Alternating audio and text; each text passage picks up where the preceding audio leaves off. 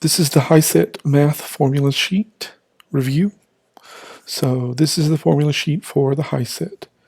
The left-hand column deals with perimeter, area, and volume. The right-hand volume deals with length, capacity, volume, and weight in measures. So the right-hand column will be ratio and or proportion problems, and I'll give you an example of a couple of those, but I will not work through all of these, but I will work through an example of each of these problems so you can see how they're done. First is going to be perimeter and circumference. We'll first look at a rectangle.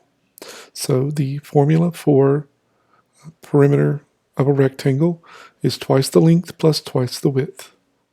So find the perimeter of a rectangle with a width of 8 and a length of 10.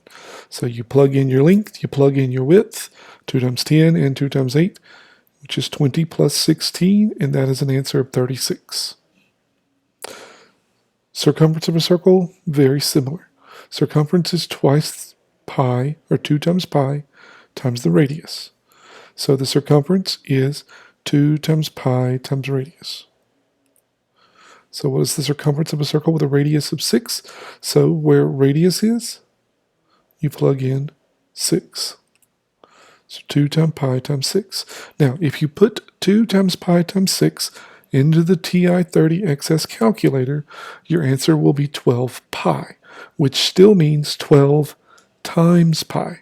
So you will have to convert it, and the conversion button is the double arrow button just above the enter button on the bottom of the calculator that will convert 12 pi to a number. It'll multiply 12 times pi, and that answer will be 37.7 or thereabouts. Next, we're going to look at area, and there are 4 area formulas we'll look at. The first is a circle. Area of a circle is pi times radius squared. So what is the area of a circle with a radius of 8? So you plug in 8 for your radius, then you'll square it and say times pi. So squaring 8 will be 64 times pi. 64 pi, or 64 times pi will be 201. A word of advice here. You notice that it asks for radius each time. Sometimes in circular problems, though, you are given a diameter and you need to find the radius. To find the radius, you cut the diameter in half or you divide by 2. Area of a triangle, the area is half times the base times the height. So the question asks, what is the area of a triangle with a base of 8 and a height of 5? Now, 1/2 is pretty basic, but if you're using a calculator, it may be easier for you to substitute 0.5 instead of 1/2. So your area will be 1/2 times 8 times 5. Half of 8 is 4. 4 times 5 is 20. Area of a parallelogram is going to be, area is base times height. Now, do not confuse height for this slant. That is not the height. The height is just the distance from top to bottom, like a tent pole. And the base could either be the bottom one or the top one. Both of those serve as bases.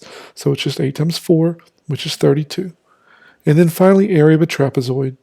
So the area is 1/2 times the first base plus the second base. So one of the horizontals plus the other horizontal. Doesn't matter which one is which. This can be 1, this can be 2, this can be 1, this can be 2.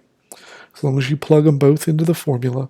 So area is 1/2, or you can use 0.5 times base 1, 6, base 2, 8, times the height, not these slants. And sometimes they'll give you the slants, but you do not need them for area of a trapezoid. So 6 plus 8 is 14. Half of 14 is 7. 7 times 4 is 28. Now we'll look at volume. And there are really 5 formulas for volume: that of a prism, that of a cylinder, pyramid, cone, and sphere. So volume of a prism, volume is area of the base times the height. So the first thing you need to find is the area of the base. 25 is one side of the base. The other side of the base, if this is a true prism, will be 45, because That is the base, the bottom of it. 45 times 25, and then times 15, which is the height. And that'll get you a grand total of 16,875. Volume of a cylinder is pi times radius squared times the height, because that's the base. The base of a circle, the base is a circle, and the area of a circle is pi times radius squared. So that times the height.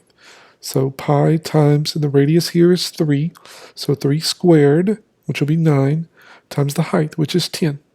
So 3 squared, 9 times 10 is 90 times pi, and 90 pi will be 282.6. Next is the volume of a pyramid, which the volume is 1/3 times the area of the base times the height. So again, you got to get the area of the base. The area of the base is 10 times 10. 10 times 10 is 100, and 100 times 18 is 1800 times 1/3 will be 600. Notice the height is from the center of the pyramid all the way up to the peak, not the slant height. For a cone, same thing. They may give you a slant height for the cone. Do not use it. You're only using the actual height from the very middle all the way down to the center of the circle of a cone.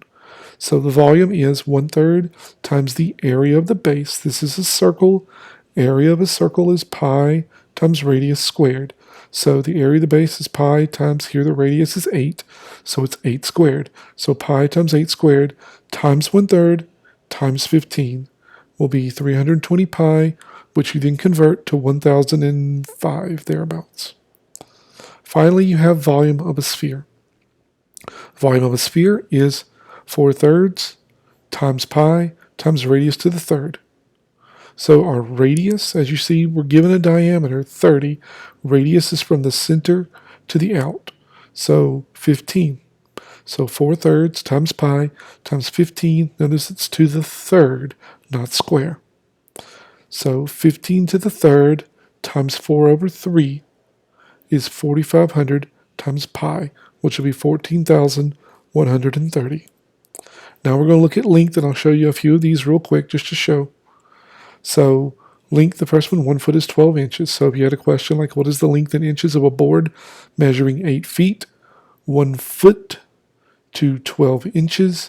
8 feet are X number of inches. Notice I have my feet on one line, my inches on another line. The one I already know, the one I'm solving for. I got to keep those in line so that I can then cross multiply. 1 times X will be 1X. 8 times 12 will be 96. So 1X is 96, or X is 96. Same thing for this one. If 1 yard is 3 feet, this is the one we know. 1 yard is equal to 3 feet. So 100 yards is X number of feet. 1 times X is X, or 1X. 3 times 100 is 300. So 1X is equal to 300. The other length formulas involve miles to feet, meters to millimeters, kilometers to meters, miles to kilometers. And those can be used interchangeably. You just have to make sure that if I do 1 mile is over 1.6 kilometers, that what I'm solving for in the other side, if it's kilometers or miles, I have to keep that one as a variable. Same thing for inches to centimeters or feet to meters. Capacity and volume, exactly the same thing. Cups to fluid ounces, pints to cups, quarts to pints, gallons to quarts, gallons to cubic inches, liters to milliliters, or liters to gallons. Those are all going to be set up exactly the same as what we've already done. And finally, weight. 1 pound is 16 ounces. 1 ton is 2,000 pounds. A gram is 1,000 milligrams. A kilogram is 1,000 grams. 1 kilogram is about 2.2 pounds. And 1 ounce is about 28.3 grams.